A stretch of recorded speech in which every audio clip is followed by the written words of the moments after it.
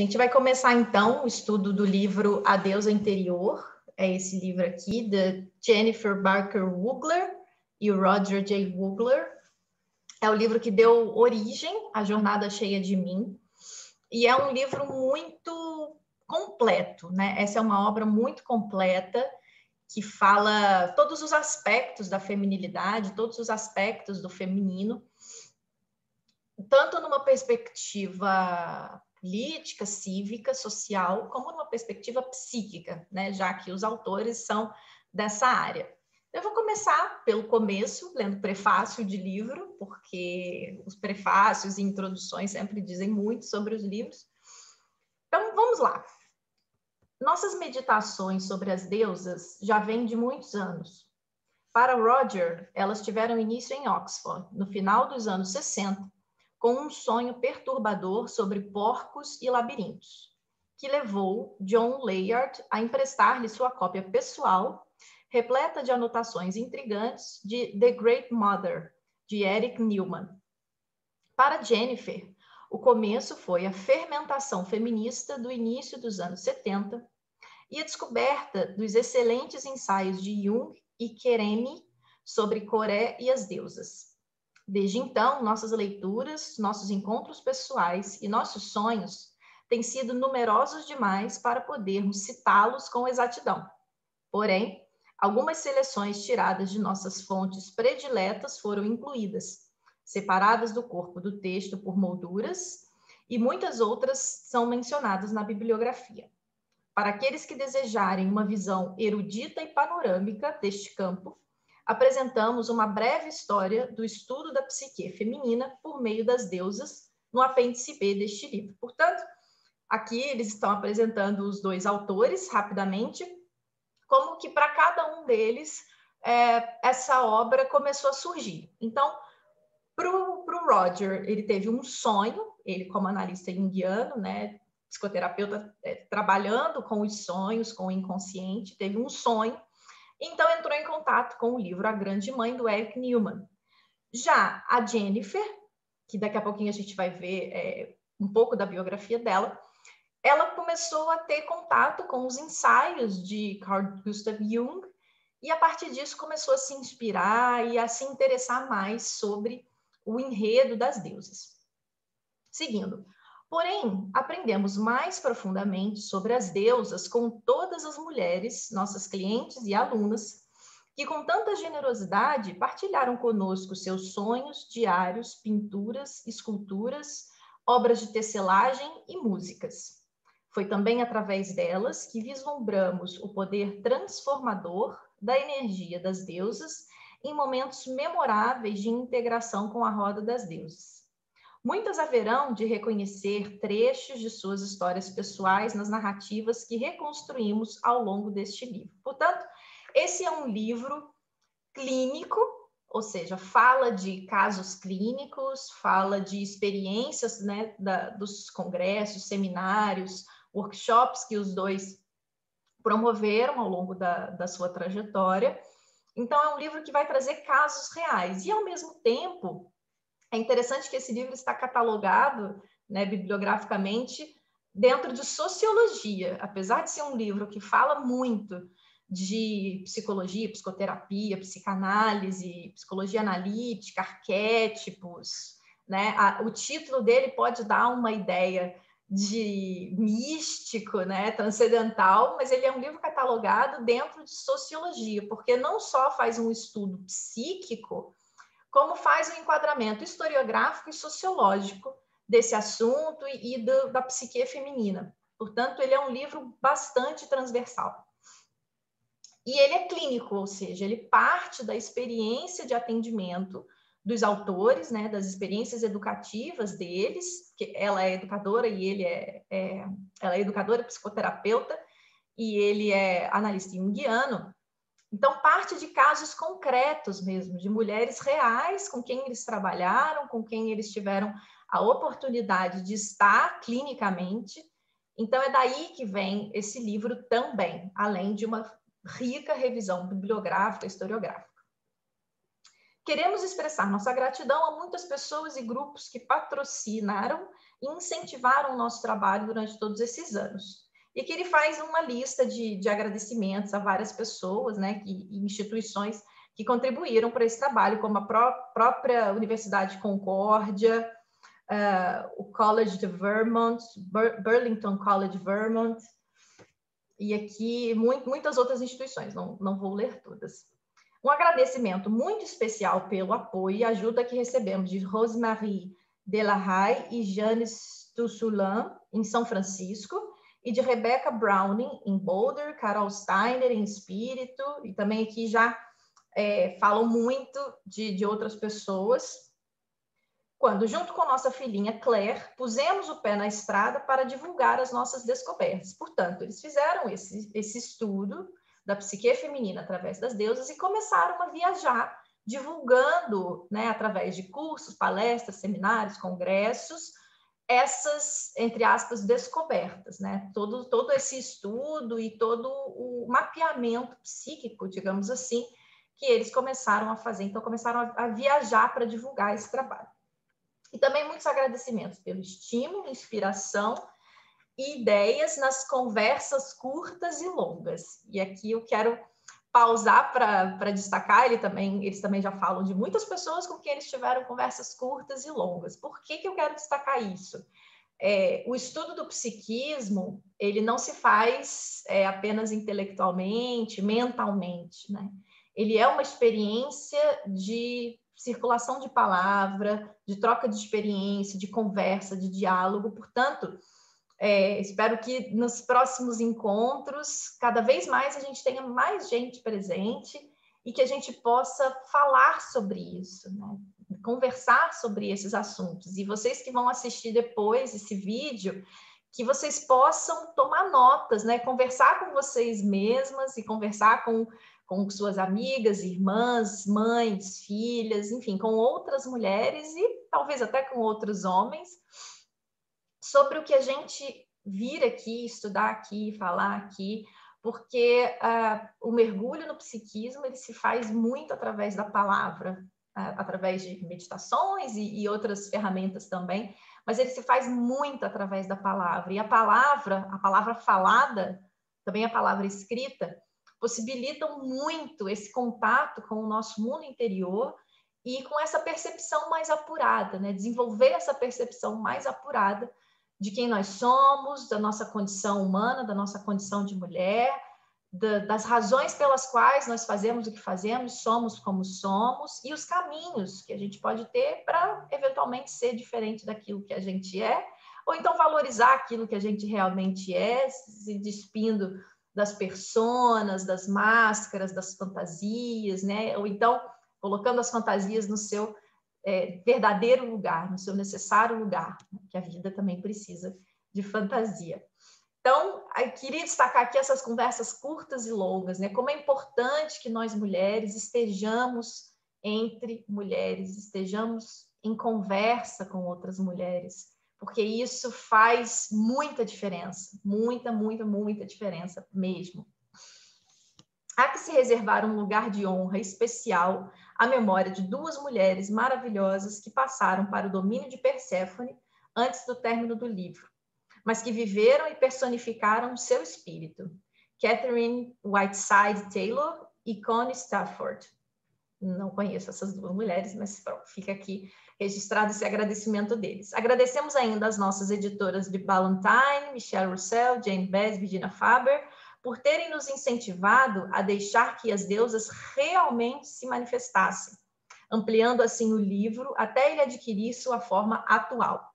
A Leslie English, pela sua leitura atenta e meticulosa das provas, e, por fim, a John Brockman e Katinka Madsen, por seu entusiasmo inicial e por todo o apoio que nos deram ao longo do caminho. Jennifer e Roger Woogler. Portanto, aqui, como todo prefácio, faz uma breve apresentação e o agradecimento àquelas pessoas que foram importantes para a construção dessa obra, reforçando que ninguém faz nada sozinho, né?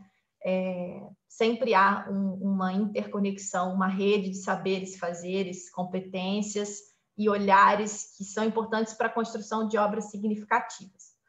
Muito bem. Passando para a introdução do livro. Esse livro ele foi escrito e publicado entre 1989 e 1993. Portanto, a gente vai perceber aqui um enquadramento histórico relevante para essa obra ter surgido da forma como surgiu, ok? Então, aqui, começando na introdução. O que é o estudo da psique feminina por meio das deusas? Eles perguntam.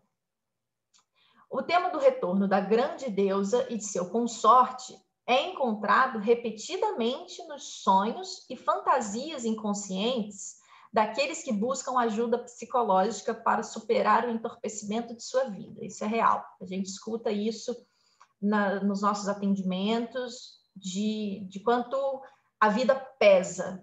A vida pesa, a rotina pesa, a mesmice, uma sensação de estar desligada e anestesiada, e as pessoas em busca da própria vida, em busca de alguma força, de algum estímulo que as faça voltar a viver e a sentir gosto pela vida.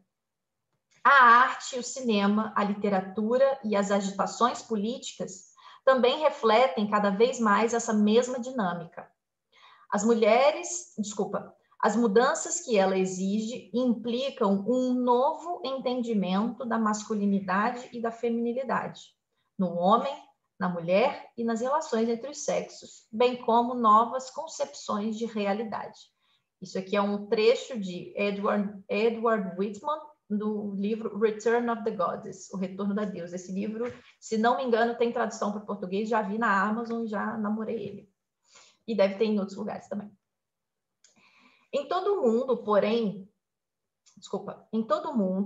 de modo mais proeminente nos países ocidentalizados, estamos testemunhando um redespertar do feminino, uma subelevação profunda no âmago da consciência das mulheres. Muitos homens temem e contestam isso. Outros sentem-se desafiados e estimulados. Estou à procura desses. Observadores radicais chamaram metaforicamente o movimento de um retorno da deusa, porque ele parece sugerir a própria antítese da sociedade patriarcal. Gosto dessa expressão. Antes da gente continuar, quero fazer aqui um breve comentário sobre quem são os autores, né? Esqueci disso ainda há pouco, quando terminei o prefácio. A Jennifer Wugler, ela é psicoterapeuta e professora, já trabalhou com mulheres, adolescentes e crianças nos últimos 20 anos, lembrando que estamos ali no final da década de 80, início dos anos 90 do século passado. Sim, este é um livro do século passado.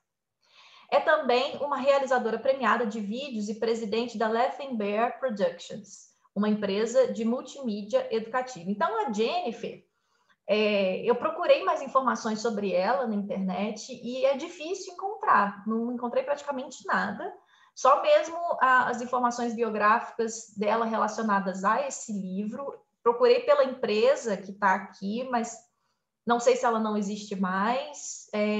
Também já estamos falando de uma coisa tipo aí 30 anos atrás. E eu tenho a impressão de que ela contribuiu para esse livro com a experiência dela de psicoterapeuta e muito como educadora, né? Na construção das formações, porque o conteúdo do livro, por ele ter uma pegada muito da psicologia analítica junguiana e também da parte clínica, eu tenho a impressão de que ela trouxe contributos para esse livro, tanto da sua clínica como psicoterapeuta, mas muito como professora também, como educadora. E justamente pelo livro ter tanta... Peraí, que tem que autorizar uma coisa aqui. Justamente pelo livro ter tanta força sociológica e historiográfica. Então, a Jennifer contribui para o estudo, tenho a impressão, com essa vertente das ciências humanas e sociais aplicadas mesmo, enquanto o Roger traz o seu olhar clínico de terapeuta junguiano. Portanto, eles, pelo que eu entendi, eles eram um casal, né? Ou então irmãos, não sei, mas me deu a impressão de que era um casal, e daqui a pouco na introdução a gente vai chegar num ponto em que eles explicam, né, o que dá a entender que eles eram um casal, e assim eles fizeram a teia, né, de construção desse livro. Então o Roger é PhD, que ele já é falecido, morreu em 2011, analista junguiano e autor de Other Lives, Other Selves, um relato definitivo sobre a terapia de vidas passadas. Inglês de nascimento, obteve seu treinamento em psicologia e religião comparada nas universidades de Oxford e Londres, sendo também formado pelo Instituto Carl Gustav Jung de Zurique. Foi professor visitante do Vassar College, da Universidade de Vermont e da Concordia University em Montreal. Os Wuglers viajam rotineiramente pelos Estados Unidos, dando conferências e organizando seus populares seminários sobre as deusas. O casal vive na região norte do estado de Nova York. Então, essas outras obras do Roger, ele escreveu mais livros. A Jennifer, pela minha pesquisa, só teve participação neste livro, então imagino que a carreira dela tenha sido bem mais clínica mesmo. Não encontrei informação se ela ainda é viva ou não. Ele faleceu em 2011, existe um site com informações sobre ele, com o trabalho que ele desenvolveu. Pelo que eu pude perceber, a carreira dele migrou, digamos assim, para essa parte de terapias de vidas passadas, e ele desenvolveu um método relacionado à memória profunda, né? O site dele é rogerwoogler.org. Então, essa foi uma breve pesquisa que eu fiz sobre eles, né? Jennifer e Roger oferecem uma variedade de seminários, palestras e festivais sobre as deusas, psicologia junguiana e terapia de vidas passadas. São patrocinados pela Laughing Bear Productions, uma empresa de multimídia educativa, em projetos de vídeo, filme, literatura e educação. Para obter maiores informações sobre o seu trabalho, escreva. E aqui tem o endereço deles. Eles chegaram a abrir uma instituição no Brasil, em Salvador e Brasília, se não me engano, agora não me lembro o nome, mas esse trabalho foi a grande obra deles, esse livro foi a grande obra deles. O Roger, esse livro sobre vidas passadas também é bastante conhecido, e a Jennifer concentrou, parece, as energias dela nessa obra e nesse trabalho de difusão do estudo da psique feminina através das deusas. Então, eles eram um casal que escreveu esse livro logo depois da efervescência da segunda onda feminista, mais ou menos ali logo depois dos anos 60, 70, ao final da década de 80, início de 90, foi quando esse livro foi finalizado, foi escrito, finalizado e veio a público. A minha edição é a edição de 93, reimpressa em 2007, que é essa aqui. Acha na internet com facilidade, tá bem? Lenta, aí continuando aqui o parágrafo da introdução, né? Observadores radicais chamaram metaforicamente o movimento de um retorno da deusa, porque ele parece sugerir a própria antítese da sociedade patriarcal. Lenta, mas irrevogavelmente, ou seja, mulheres, chegamos para abalar e para ficar.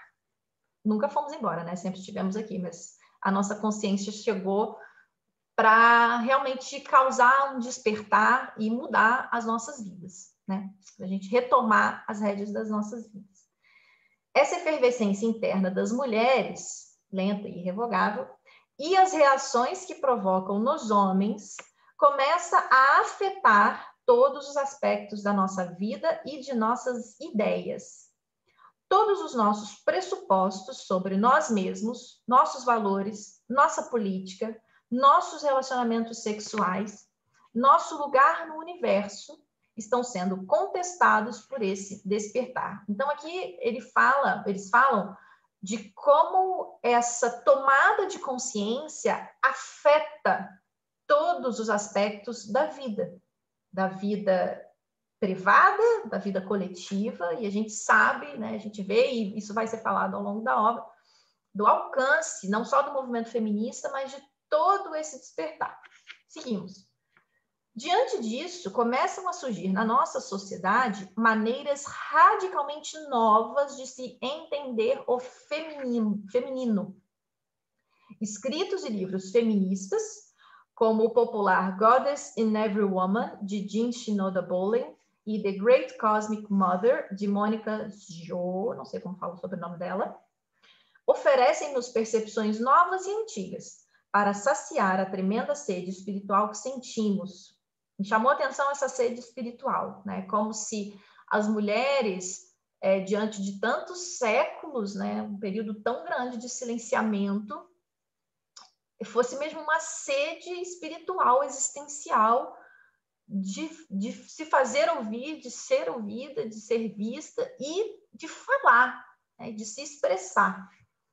Também acreditamos que é hora de se começar a escrever uma nova psicologia do feminino, uma psicologia que faça as mulheres retornarem às suas raízes últimas, uma psicologia da psique feminina vista por meio das deusas. Há muitos anos, quando começamos a organizar seminários sobre o retorno da deusa em suas diversas formas, não estávamos preparados para a variedade e a intensidade de reações das mulheres e dos homens que íamos conhecendo em toda parte. Depois de assistir a uma palestra com slides, muitas mulheres diziam ter ficado acordadas noite adentro, conversando, aqui de novo a palavra circulando, apaixonadamente sobre sua vida amorosa, sobre o significado de se ter um filho, sobre suas frustrações profissionais.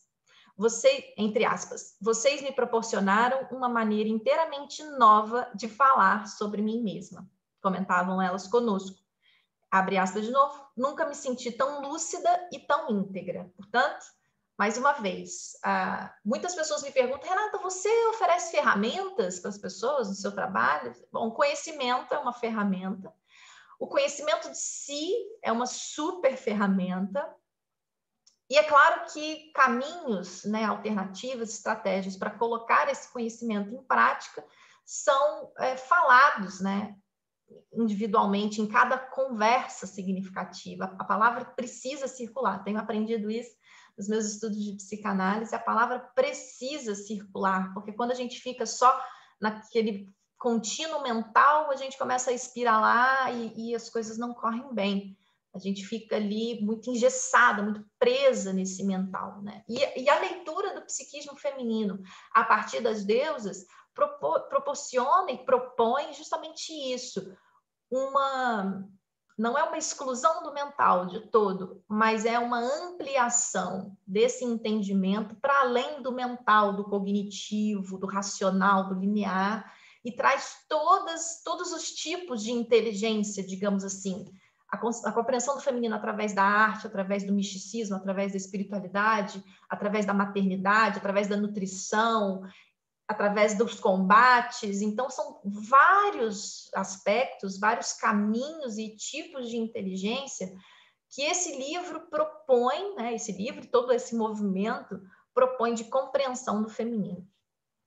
Uma de nossas alunas, depois de ouvir o que tínhamos a dizer sobre a lua e a menstruação no início de um período de 12 semanas, procurou-nos no final para contar humildemente que suas regras, olha só a palavra, suas regras, que a sua menstruação, outrora tão penosa, havia se regulado completamente e se harmonizado com o ciclo lunar. Aqui é um exemplo de que conhecimento em si é uma ferramenta, né? Eu, pessoalmente, quando tomei contato também com essa questão do ciclo menstrual, a importância do ciclo menstrual, eu interrompi o uso de hormônios sintéticos. Não estou aqui levantando bandeiras que tem que parar ou continuar com os hormônios, isso foi uma escolha que eu fiz, uma escolha informada e partilhada com o meu parceiro na época, com relação à contracepção, mas eu decidi interromper o uso de hormônios por uma questão de conhecer o meu próprio ciclo, conhecer o funcionamento do meu próprio corpo, né?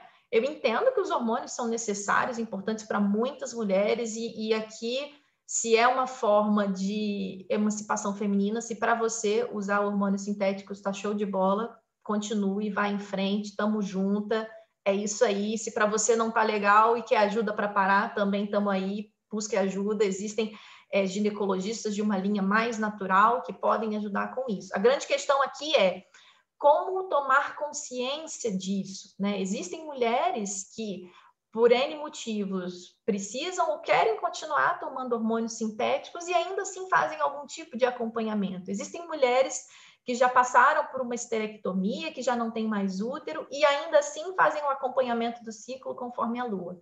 É tudo uma proposta de autoconhecimento e um autoconhecimento que passa pelo outro, atenção, sempre em diálogo, sempre em conversa, ainda que seja um diálogo com a gente mesma, escrevendo, desenhando, mas que essa palavra circule. Portanto, esse tipo de insight, esse tipo de aprendizagem sobre não só o funcionamento do corpo feminino, não só o funcionamento do feminino, mas sobre o feminino, né? É estranho falar o feminino, mas sobre quem nós somos, a nossa condição de mulheres, né? O que é ser mulher. A Simone de Beauvoir vai falar disso lá no Segundo Sexo, né? Não se nasce mulher, torna-se. E começar a perceber todas essas estruturas que estão para além do nosso corpo biológico do sexo feminino, que nos compõem, que nos constituem, né? Então, aqui me chamou a atenção essa experiência de uma mulher que, ao tomar contato com a importância do ciclo menstrual, sincronizado tanto quanto possível com o ciclo lunar e os impactos que isso tem na vida.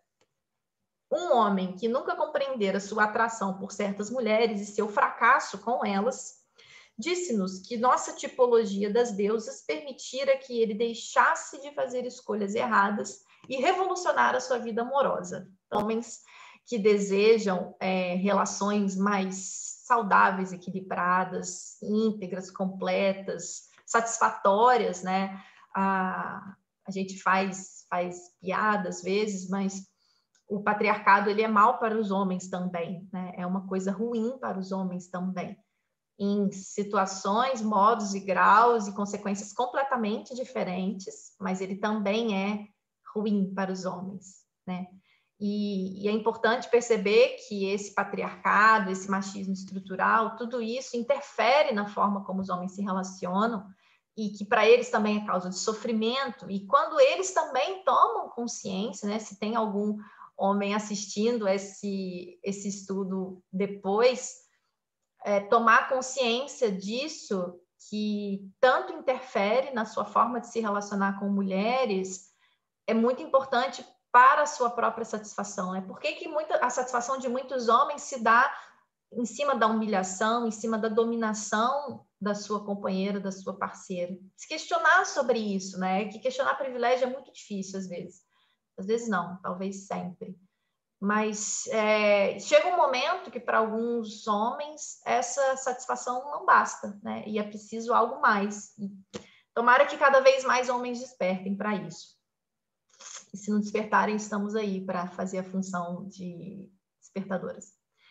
Não educadoras, porque também acho que as mulheres já estão um pouco cansadas de ter que ficar explicando didaticamente para os abençoados, né? Olha, tem que ser assim, tem que ser daquele jeito, né? Assim não tá bom.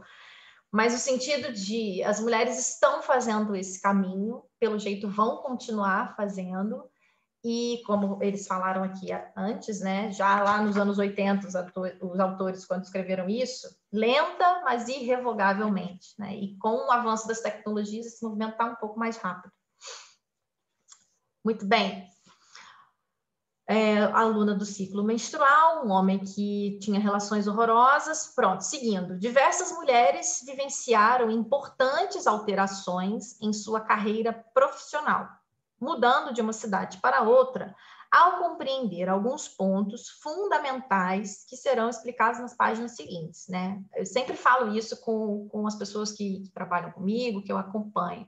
A gente não pode desprezar o ambiente. E aqui, ao longo dessa obra, a gente vai ver a influência do ambiente para determinados tipos arquetípicos de feminilidade. Então, uma mulher que teve alterações na sua carreira porque mudou de cidade, outras modificaram radicalmente sua vida com relação a ter ou não filhos, a casar-se ou divorciar-se, quando compreenderam como as energias das deusas atuavam dentro de si. Entretanto, não queremos dar a impressão de que trabalhar com essa nova linguagem do feminino implica apenas novas percepções intelectuais, pois na realidade significa muito mais, significa um envolvimento profundo e corajoso com essas forças femininas, que vivem em nós e por nosso intermédio. Temos de aprender a conhecê-las como presenças espirituais e psicológicas, que o psicólogo Carl Gustav Jung chamou de arquétipos. O que vale dizer, transformadores vivos da nossa vida e da nossa consciência. Os arquétipos, portanto, são essas figuras, símbolos, imagens, conceitos, noções, crenças, ideias, né? O arquétipo é um conceito, vou até trazer ele no próximo encontro, é uma noção importante, chave para a compreensão dessa obra e dessa proposta, né?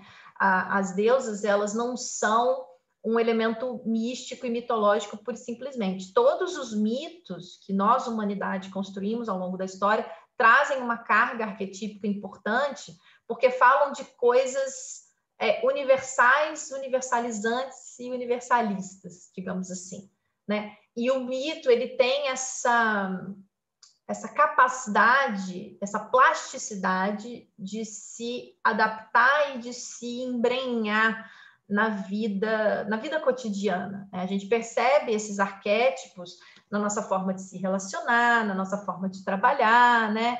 Então, uma mulher que tenha um arquétipo X, que é muito focado numa carreira, ela tem uma determinada forma de trabalho. Uma mulher mais dada à espiritualidade, ao misticismo, ao mistério, ela tem uma outra forma de estar, inclusive na sua carreira, né? Não é aquela coisa, o arquétipo é completamente diferente do estereótipo, e isso vai ficando muito claro aqui nessa obra. O estereótipo é a bruxa da floresta, a mãe que não pensa em mais nada a não ser nos filhos, né? Essas noções, a mãe arquetípica é a capacidade de nutrir, de amar e de cuidar em todos os campos. Mas isso, gente, eu vou ficar dando spoiler aqui dos próximos capítulos, não. A gente vai ver. Só para a gente perceber o que é essa noção de arquétipo. Transformadores vivos da nossa vida e da nossa consciência. No decorrer da preparação desse livro, nós dois sentimos as energias bem distintas de cada uma das 6 principais deusas. Todas elas aspectos da deusa mãe suprema, como explicaremos mais adiante, adentrando nossa vida com grande força e, às vezes, provocando rupturas. Não é fácil escrever sobre a deusa Não é fácil escrever sobre a deusa Atena apenas como o princípio da sabedoria, por exemplo. Verificamos que entrávamos em infindáveis discussões sobre o texto, até nos darmos conta de que Atena é uma deusa guerreira, que adora lutar e competir. Quando chegamos a Hera, a matriarca dentre as deusas, nossas disputas tendiam a quem sabe mais e qual de nós dois manda mesmo aqui. Normal, né? Entre casais, esse tipo de disputa. Ao escrevermos sobre Deméter, a deusa mãe, nos achamos muito mais plácidos e tranquilos, mas verificamos que tendíamos a comer em excesso. Quanto a evocar Afrodite, deusa do amor, deixamos que o leitor deduza como e onde nossas energias criativas muitas vezes se distraíam. Então, quando fala-se de arquétipos, né, e os arquétipos aqui representados através das deusas, é isso, são essas forças, são esses padrões que se manifestam e movimentam, dinamizam a nossa vida. Estamos, porém, nos adiantando. Para entender a revolução que vemos acontecendo diante de nós, temos de conhecer os pontos fundamentais de uma nova linguagem psicológica e alguns fatos históricos do desenvolvimento de nossa cultura. É isso que visa oferecer o restante desse capítulo. Então, mais uma vez, essa obra é uma revisão historiográfica e clínica, né? Com um olhar clínico sobre esse assunto. O olhar clínico que a gente quer dizer é como pessoas reais que buscaram apoio psicoterapêutico desses profissionais manifestaram a sua experiência com relação a este saber, a este conhecimento. Um despertar interior. Se olharmos à nossa volta, veremos muitos sinais evidentes do surgimento de uma nova consciência e de uma nova lucidez feminina. Como eu falei anteriormente, esse livro foi escrito ali na segunda onda do feminismo, que foi ali dos anos 60 até os anos 90. A primeira onda foram as sufragistas, o voto feminino, ali no começo do século XX. Depois, a segunda onda, já tivemos uma terceira onda ali nos anos 2000, já se fala numa quarta onda feminista. Seja o feminismo ou o movimento Deep Ecology nos Estados Unidos e na Europa, ou Las Madres de la Plaza de Mayo protestando contra a ditadura na Argentina, ou o desabrochar político de mulheres do oeste da África, ou as artistas visionárias da China e na Rússia, são muitas as mulheres que estão manifestando forças profundas e urgentes que existem em seu interior. Forças profundas e urgentes. Mas quais são as origens desse despertar do feminino? Como se iniciou essa revolução na consciência? Trata-se de algo predominantemente político? E aqui a gente precisa fazer uma pontuação que eu entendo necessária. Quando ele fala que é algo predominantemente político, ele está falando de movimentos sociais, de questões institucionais. Entretanto, tudo é político, ok? Ele faz aqui uma diferença, eles fazem aqui uma diferença com relação ao que é político e o que não é político, mas eu, Renata, na minha leitura e na minha interpretação aqui, trago que tudo é político. Até aquilo que a gente faz na cozinha da nossa casa tem alguma dimensão política, porque nós não existimos fora da política, ok? O fato de nós estarmos na cozinha da nossa casa fazendo uma determinada refeição por preocupação que nós temos que ter aquilo pronto para a nossa família é uma questão política. Portanto, aqui no livro, eles fazem uma diferenciação, ok, legítima. Eu não faço essa diferenciação, tá bem? Mas a gente vai falando sobre isso aqui ao longo. O feminismo é, por certo, uma das principais fontes contemporâneas dessas momentosas transformações. Todavia, a esmagadora maioria das mulheres não é tão intelectualizada ou politizada quanto a maior parte das feministas. Lembrando, mais uma vez, isso aqui é um livro dos anos 80. E até hoje isso ainda é uma realidade. Existem muitas mulheres que não se interessam por política, que não têm desenvolvimento intelectual acadêmico, digamos assim. Né? Não é que não sejam mulheres que não são inteligentes, não tem nada a ver com isso. Mas são mulheres que não tiveram experiência com esses conhecimentos, com essas teorias, enfim. Isso ainda é uma realidade, embora já tenha mudado um pouco, mas ainda é uma realidade. Como este livro tenta mostrar, a perspectiva feminista é voz apenas de um grupo, proporcionalmente pequeno, ainda que significativo, das mulheres como um todo. Isso aqui, eles estão falando do feminismo ali, da segunda onda, que é um feminismo muito liberal e branco ainda. A terceira e quarta onda do feminismo já falam do feminismo interseccional, que vai discutir questões de gênero, classe social, etnia, raça.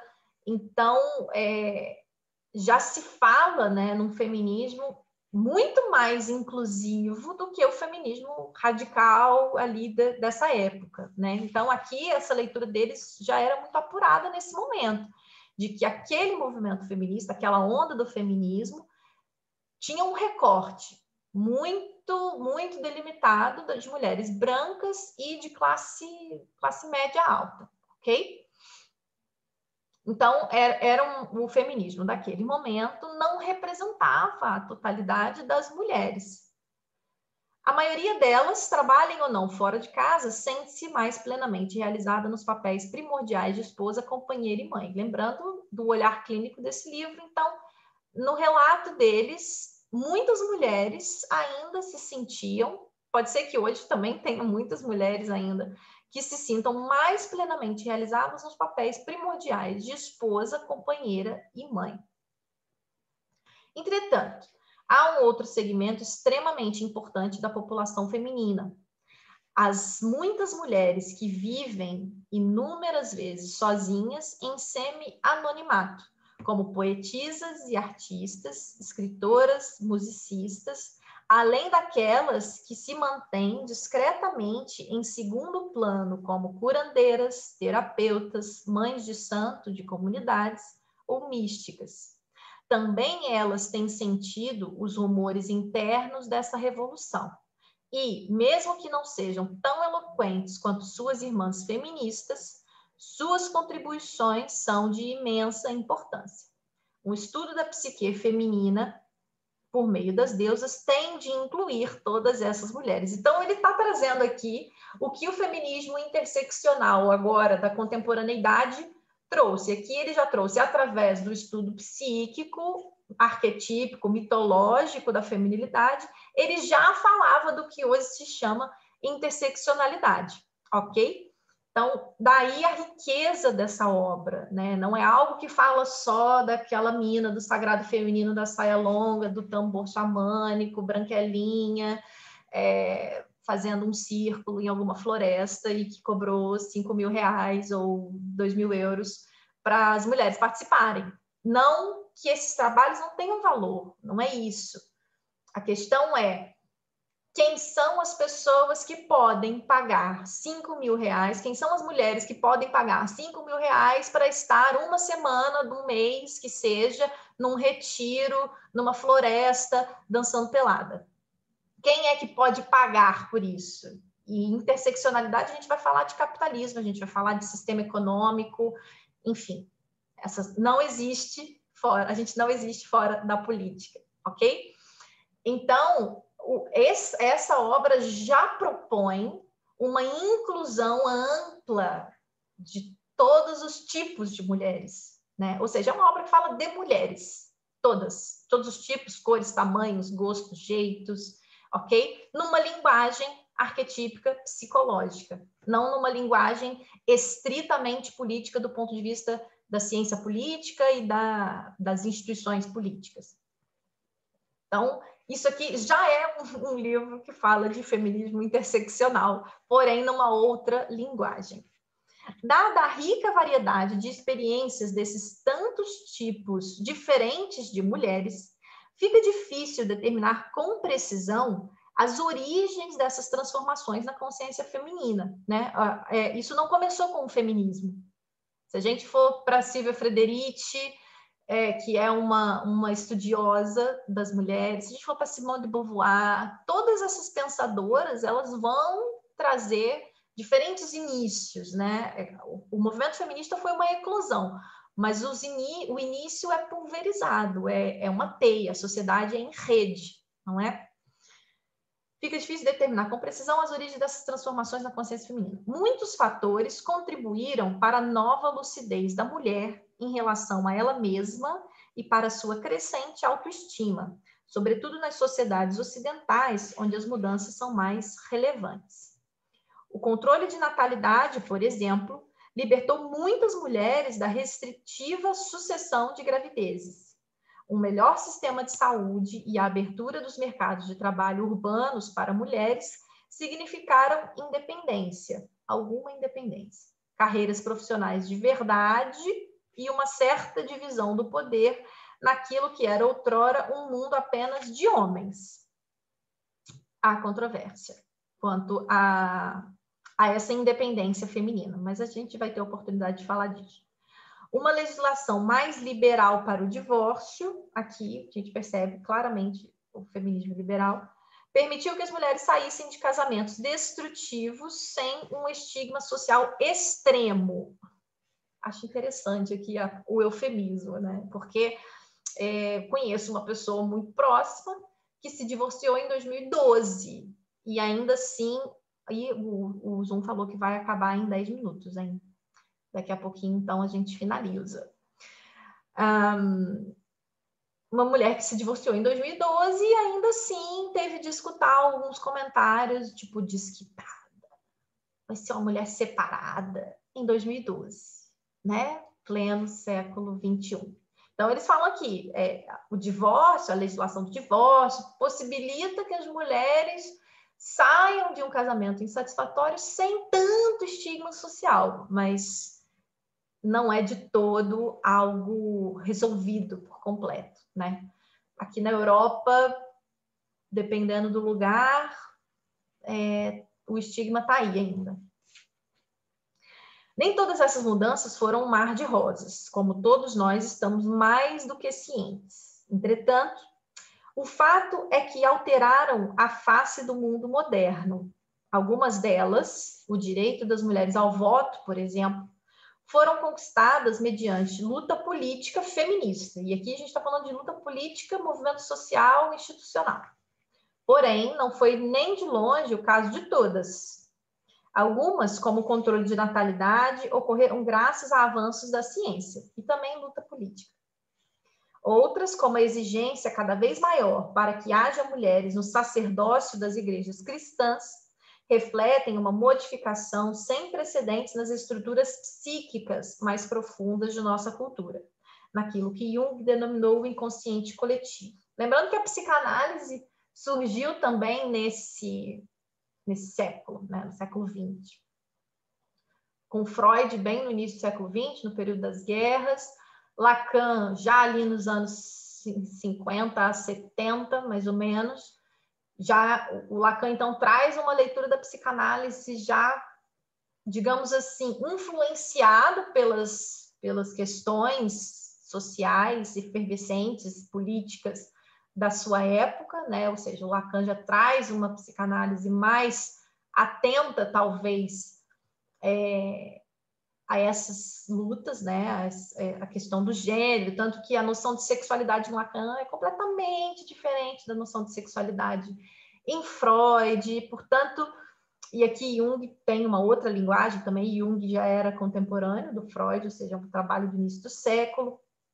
Então, ele vai falar de inconsciente coletivo, de outras perspectivas. Então, tudo aqui, tudo nessa obra vai falar das mudanças nas estruturas psíquicas da sociedade. Freud, lá em Psicologia das Massas e Análise do Eu, não me lembro a data em que ele escreveu, o ano em que ele escreveu essa obra, fico devendo essa informação. Ele já falava de como ele não falava de inconsciente coletivo, atenção, isso é um conceito do Jung, mas já lá no Psicologia das Massas, ele vai falar desse movimento de identidade coletiva, de como que isso suprime um pouco as individualidades, né? Suprime ali a expressão individual do eu, em nome de uma cultura, em nome de uma ideia, em nome de um líder. Portanto, esse livro aqui ele vai falar das mudanças de estrutura psíquica que eclodiram nas mudanças sociais, o que no psiquismo feminino começou a mudar e que eclodiu em movimentos sociais mesmo. Nossas novas atitudes diante da sexualidade são outro exemplo. As mudanças que vivenciamos nos últimos 100 anos, o freudianismo, nunca tinha visto essa palavra, o amor livre, os casamentos abertos, a epidemia pornográfica, as exigências para se facilitar o divórcio, não podem ser atribuídas a um único evento e são difíceis de explicar ou justificar. São, ao mesmo tempo, sintomas e causas da contínua transformação de nossos hábitos e tradições sexuais. E aqui é interessante ele fazer essa concomitância, essa coincidência de sintomas e causas.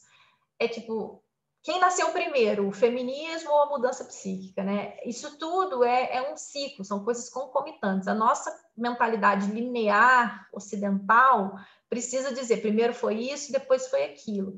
Mas isso é uma teia, isso emerge tudo mais ou menos ao mesmo tempo. E tem a ver com a sexualidade, tem a ver com as nossas relações mesmo, sexualidade no sentido amplo, como relação, como teias, construções eróticas, nesse sentido daquilo a que a gente se liga, se conecta. Por que, então, é tão confusa a maneira como hoje vivenciamos a sexualidade? Do ponto de vista dos autores deste livro, estamos testemunhando o retorno de um aspecto crucial, porém esquecido do feminino, de um poder transcendente que outrora era chamado de linguagem simbólica, deusa do amor. Em linguagem simbólica, deusa do amor. Banida há muitos séculos, essa deusa e seus irresistíveis encantos podem ser discernidos num contexto muito mais amplo da nova consciência feminina emergente. Os anseios espirituais e sexuais que nos levam a questionar nossas instituições religiosas e nossos padrões de relacionamento não são impostos de fora. Essa agitação que as mulheres, e de maneira diferente também os homens, vêm sentindo tão intensamente, nasce, por certo, dentro de cada um de nós. Pode um dia levar a movimentos sociais e políticos, mas é inicialmente vivenciada como pressões internas compulsivas. E aqui a gente vai lançar a mão de Freud de novo. Ali, o jogo pulsional dentro da gente leva a incômodos e satisfações, e a gente fica aqui nesse confronto. Na realidade, os sonhos e as experiências interiores de mulheres e homens em psicoterapia e os temas tratados pelos romancistas, redatores de mídia e artistas do mundo inteiro ressaltam imagens ao mesmo tempo antigas e radicalmente novas do feminino que vão chegando à consciência.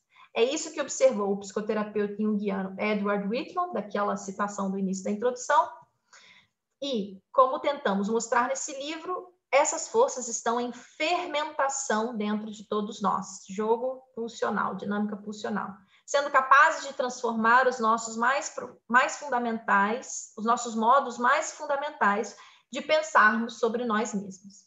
Essas poderosas forças interiores e as imagens e mudanças que provocam são denominadas deusas. Então, aqui eu não vou iniciar outro tópico, porque o tempo da reunião está acabando, eu me esqueci desse pequeno detalhe. Então, a gente fica aqui com esse primeiro tópico da introdução, ainda tem mais tópicos da introdução, e a gente vai fazendo esse estudo assim, leitura comentada.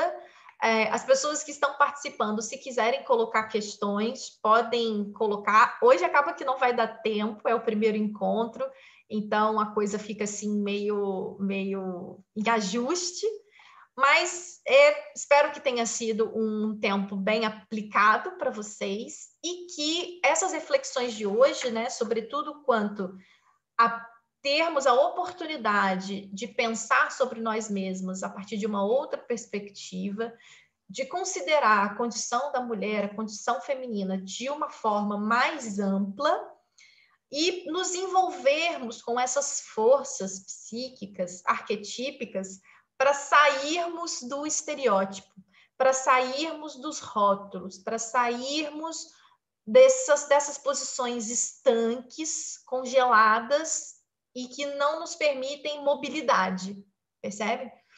E que a gente possa cada vez mais se pacificar com a nossa feminilidade, não numa perspectiva anestesiada, mas de uma perspectiva de ação, de concretização mesmo, né? E aqui eu já falo um pouquinho de coaching, de como que a gente põe isso em ação. O conhecimento por si só já é uma ferramenta, e como é que a gente dinamiza isso? Fica aqui essa questão para vocês. Como dinamizar uma condição feminina mais favorável aos seus sonhos, aos seus projetos, aos seus desejos, tá bem? Um beijo grande para vocês todas e até o próximo encontro.